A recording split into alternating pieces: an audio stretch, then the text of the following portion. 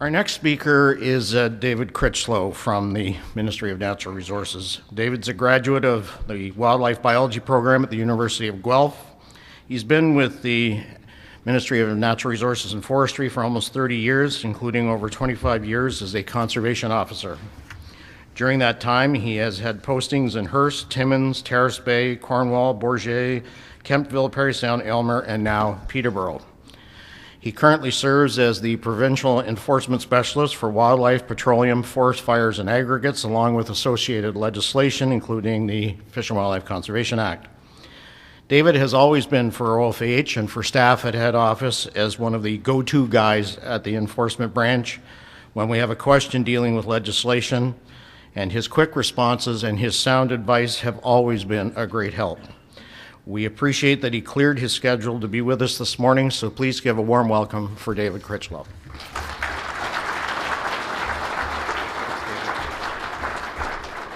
Thank you, Greg, and thank you for the invitation to be here this morning. It's kind of a hard act to follow. I'm not going to be quite that. I was asked to talk today about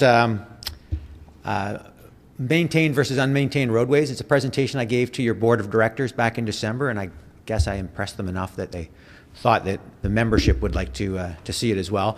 So it's I have to give a little bit of a preamble to it, though, that when I want to talk about maintained versus unmaintained roadways, I think that a lot of time people don't understand the context of the legislation behind it, and oftentimes of whether a roadway is maintained or not is irrelevant because the legislation doesn't even begin to apply to that particular road. So bear with me when I start out with the presentation. It's going to be pretty basic to start with. It's going to be things you all know or should know, and you'll all probably tell me you know it. But it is important to understand that for the context of what I was asked to talk about today. So we're going to talk about Section 17 of the Fish and Wildlife Conservation Act is the section that talks about loaded firearms in vehicles and loaded firearms on roadways or in rights of way for public vehicular traffic is how the law phrases it. To start off with, everybody should know this. It's illegal to have a loaded firearm in a conveyance. And a conveyance is a vehicle, a motorboat, or an aircraft. It always comes as a bit of a surprise to me that in Ontario every year, amongst the hunting charges that conservation officers lay, loaded firearm in the vehicle is one of the most common ones. It's also one of the most preventable ones. I'm not really sure why it happens, but it does. It's a safety thing. We're concerned about safety, and we have a fairly low tolerance for this type of offense. Of course, there are exceptions. If anybody knows the law, there's always exceptions to everything. If you're in a motorboat hunting migratory birds, you're allowed to have a loaded firearm in it, but otherwise, you're not. The provisions apply to all of Ontario. Anywhere in Ontario that's an area inhabited by wildlife or on a roadway or a waterway leading to an area inhabited by wildlife. Anybody here from Toronto? Or Mississauga? We're in Mississauga. Anybody ever seen a raccoon in Mississauga? Or a coyote? I have. Right around the corner here, I've seen coyotes. They're wildlife. So we are in a wildlife inhabited area here in Mississauga or in Toronto. So pretty much these laws apply everywhere in the province of Ontario. As far as loaded firearms in vehicles go, there's an exemption for people with mobility impairments if they get the authorization of the minister. It's called a 17.3 authorization. You can get one. It'll allow you to have a loaded firearm in a stationary vehicle. You still can't have a loaded firearm in a vehicle that's moving, and it doesn't authorize you to have firearms in roadways. And we're going to talk about the roadways coming up. So then we get to the part that's actually about roadways. So it's a little wordy. Bear with me when I talk about this. It's the law. It's what the law says. It's never simple. So it's illegal to have a loaded firearm in an area of the province that's designated in the regulations or discharge it from within the right-of-way for public vehicular traffic. So we often talk about roadways. Roadways is not the actual term that we should be concerned about. It's the right-of-way for public vehicular traffic. That's the entire right-of-way. That's general roads that's 66 feet wide, a chain. You know, back in the days when surveys were being done, that's how wide a road allowance was. And a road that's on it now, the right-of-way is from one side of that to the other. We'll talk about fences in a minute, but it's the whole thing. So if you're in an area of the province that's prescribed by the regulations, you cannot have a loaded firearm anywhere in the right-of-way for public vehicular traffic, and you cannot discharge it from within or across the right-of-way for public vehicular traffic. If you're in an area of the province that's not prescribed by the regulations, you cannot have you can have a loaded firearm within the right-of-way. You can even have it on the roadway, but you cannot discharge it in or across the traveled portion of the right-of-way. So as I just said, it's in the areas of the province where it's prescribed, you can't have a loaded firearm in a right-of-way for public vehicular traffic. So this is all important. All these different words are important for what the law says. Road not open for public use, my guess is that that's not a right-of-way for public vehicular traffic. So if you have a sign like that, the law probably doesn't apply there. But wait for my last piece of advice on this before you say Critchlow said it doesn't apply here. Again, if it's anywhere in the province, regardless of whether it's an area prescribed by the regulations, I'll repeat this again, it's illegal to discharge a firearm in or across the traveled portion of the right-of-way. Section 63 of the hunting regulation is the area where is the section that prescribes those areas, and it refers to Schedules 1 and Schedule 2 of Ontario Regulation 663. So this is all the legal gobbledygook. What you really need to know, and it's hard to see on this map, so we'll look here. Hopefully it's easier to see. Southern Ontario, if it's one of those colored areas, if it's yellow, you cannot ever have a loaded firearm in the right-of-way in those areas. If it's the brownish color, you cannot have a loaded firearm in the right-of-way during deer or elk season that allows the use of a gun. So it's pretty much all of Southern Ontario. So just the interface between the two areas, a little closer up here. Don't ask me why Deserano is an exception to the all year round, and it's one small pocket where it's only during deer gun season. Can't answer that one, don't know it. But otherwise, pretty much all of Southern Ontario, you can never have a loaded firearm in the right-of-way for public vehicular traffic. And since 2011, up in the northwest, Rainy River and Kenora, there's been some townships up there where it's illegal to have a loaded firearm in the right-of-way during the gun season for deer. There's no gun season for elk up there, so if there was, it would apply then as well. But since there isn't, it's restricted to the gun season for deer. So this is the kind of question I get when Greg talks about questions that come into me. It's not just from OFAH. I get questions that come in through our Natural Resources Information Center and so forth. I've got this road. I want to know if I can have a loaded firearm on it. Well, I'm not always going to be able to tell you that. I sit in Peterborough. I sit in an office in Peterborough. I don't get out in the field very often. So chances are I don't know the road you're talking about. But one of the things to keep in mind is it has to be a right-of-way for public vehicular traffic. So this is actually not a right-of-way for public vehicular traffic. It's a right-of-way for a public utility corridor. It happens to have a road on it that the utility company uses to service that corridor, but it's not a right-of-way for public vehicular traffic. So whether it's maintained or not is irrelevant. Section 17 of the Fish and Wildlife Conservation Act, in terms of D and E, having a loaded firearm in a right-of-way will not apply here. Of course, having a loaded firearm in a vehicle will still apply here.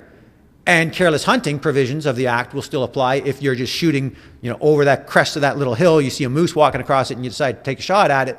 Section 16, careless discharge of a firearm, not taking into consideration, due consideration, people or property, will still apply. So don't say, well, this conservation officer came to the OFAH annual general meeting and told us we could shoot a firearm anywhere on one of these things because it's not a right-of-way for public vehicular traffic. Well, it's not. 17(1)D and E don't apply. But other safety provisions of the Act do still apply. So still within the regulations, Section 65 of the hunting regulation adds a little bit more than just the right-of-way. What it says is if there's a fence on the right-of-way, the restriction applies from fence line to fence line, even if the fence happens to be on private property. So if there's a spot where, due to the interface between the right-of-way and the private property, that it wasn't possible to put the fence exactly on that fence line, and the fence is actually onto private property, the prohibition applies all the way to that fence line. So no loaded firearm within the fence to fence, the right-of-way and any any land within the fence line that goes out to it. If there's no fence, what the regulation says is 8 meters from the traveled portion of the roadway. And of course, government rules are always simple. So in this case, we have an exception that says 8 meters from the traveled portion of the roadway, except if you're on private property. So if there's a fence, if it's private property, you still can't have it. If there's no fence, 8 meters from the traveled portion, but now if you're on private property, the prohibition doesn't apply. So in that case, you can have a loaded firearm. You still can't discharge it across the traveled portion of the roadway. So summary on this part of it is, in most of southern Ontario, the exception is Peely Island, In most of southern Ontario, you cannot have a loaded firearm in the right-of-way at any time. Sorry, you can't have a loaded firearm in the right-of-way in the yellow areas at any time of the year. In the brown areas during the gun season for deer or elk, you can never discharge it in or across the right-of-way. And on Peely Island and the other parts of into northern Ontario, with the exception of the areas in Fort Francis and Kenora, you can never discharge in or across the traveled portion of the roadway. So, what's the traveled portion of the roadway?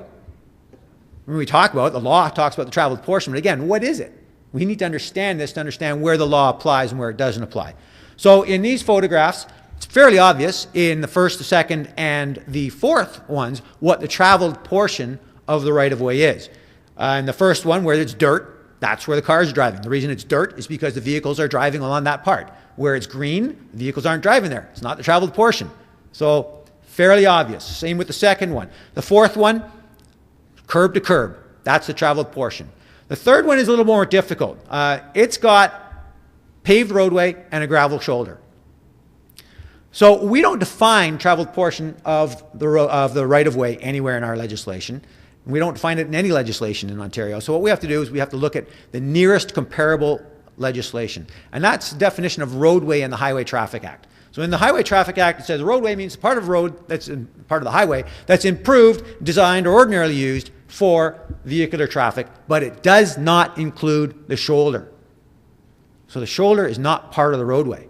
And therefore, the shoulder is not part of the traveled portion of the roadway. Even on those roads where you're allowed to drive on the shoulder, the Highway Traffic Act makes it very clear that it's not part of the roadway.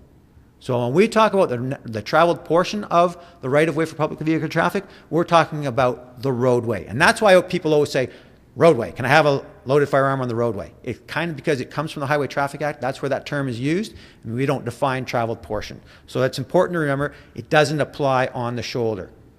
If you're in an area where there's no prohibition on having a loaded firearm on the entire right-of-way. Doesn't mean you can stand there and shoot wherever you want, because again, you cannot discharge in or across the traveled portion. So on this one here, it's actually got a paved shoulder.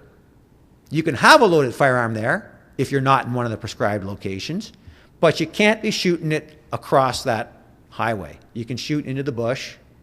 You can shoot technically down the side of that road as long as your shot or bullet's not going to cross the road up at the corner there. I used to get complaints about this in one area that I worked, where it seemed there was somebody who would always shoot down the narrow portion that wasn't the traveled part.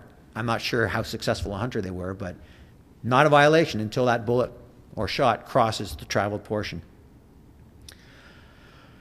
So once we all understand all of that, then we can get into the maintained versus unmaintained. So what the Act says and what the regulations say is that you can't have that loaded firearm in the right-of-way. You can't discharge in or across the right-of-way in the prescribed portions. You can't discharge in or across the traveled portion in the unprescribed portions of the province. But these prohibitions don't apply if the roadway or if the right-of-way is not maintained. So this is where the question, the original question I was asked to talk about came from, and now I'm halfway through my presentation. I'm finally getting there. So if a roadway is maintained, the prohibition applies. If it's not maintained, it doesn't apply. Again, I can't tell you, sitting from my office in Peterborough, I can't tell you whether that road is maintained or not. There's some clues that you can look for. This is a typical sign. Unfortunately, I have not yet got a photo of a sign that says this road not maintained from November 1st to March 30th, because that would be really easy. It means from November 1st to March 30th, the prohibition does not apply on this roadway. What I have here is one that says no winter maintenance beyond this point. What does that mean? When's the prohibition in place? When it's not winter. What's winter? When there's snow? I heard somebody say when there's snow. Maybe. Is it December 21st to March 19th right now, today? Until 6 o'clock tonight? Is that winter? Is it when there's snow on the ground? I don't know. I can't tell you that. What you have to do in a situation where you have a sign like this is you need to talk to the municipality or whoever it is that owns this road and say, what do you mean when you say no winter maintenance? And if they mean we don't plow the snow, then fine, it's when there's snow on the ground. But if they say, well, you know, it means we'll go up until our budget runs out for snow removal and then we don't maintain it. That's when the prohibition doesn't apply, is during the time when it's not maintained. So that's a question that you need to ask of the municipality or of the local conservation officer and say, hey, when does it apply here? Because if you're going to get in trouble on this, you're going to get in trouble from the local conservation officer. They're the ones who are going to charge you. For them to charge you, they have to know that the prohibition applies. So they're a good source of information, but also talk to the municipalities. Got some other examples here. The top left one might be a little hard to read in a big room like this. The top left one says, road closed to unauthorized travel. That's a pretty good indicator that it's not a right-of-way for public vehicular traffic. It's closed. So the prohibition doesn't apply there. The second one, the top right one, says roads and bridges beyond this point not maintained. That's pretty clear. The roads and bridges are not maintained beyond that point. The prohibition does not apply. Very, very simple. Bottom left, unimproved road, limited summer maintenance. Well, we run into the same problem here. What do they mean by summer? Is it May long weekend to September long weekend? Is it July and August when the kids are out of school? Is it June 20th to September 20th? I don't know. You have to ask a municipality that has that sign up. Say, what do you mean? And the other one about this one is it's actually limited summer maintenance. Does that imply that it is maintained? Or sometimes it's maintained? I can't tell you that. You need to ask whoever's road that is. The bottom center and the bottom right, neither one of these says to me anything useful, really. I mean, people look at them and go, oh, okay, doesn't apply. I don't know if it doesn't apply. That it says it's unopened road, use at your own risk, or use entirely at your own risk. It doesn't say that it's not maintained. So again, you need to ask. And if anybody out there gets a picture of a road, a sign that says this road not maintained from March or November 1st to March 31st, please send it to me so I can include it next time I do the presentation.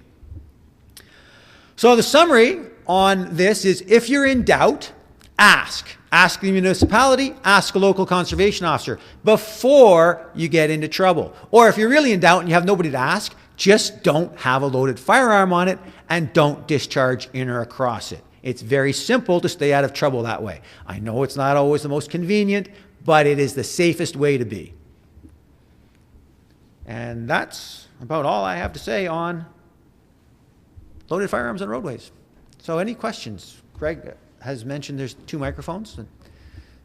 I know Frank's got questions about... Oh, I asked him already. I got my answer. Okay. I'm glad I can explain things so well that nobody has questions. That's great. Or else I've confused you all so badly. Anyway, thank you for your time.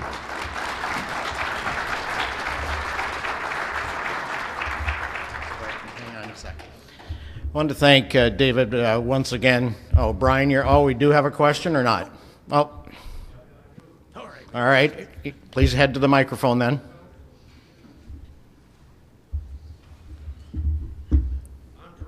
From Elmont, Ontario, and I have a question about snowmobile trails. What is the law having a loaded firearm on a snowmobile trail? Can I get my presentation back up, please?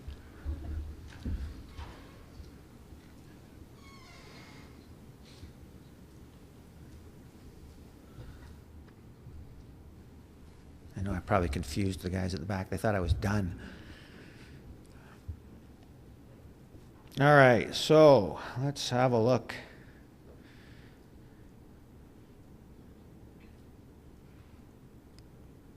At this one, no winter maintenance beyond this point.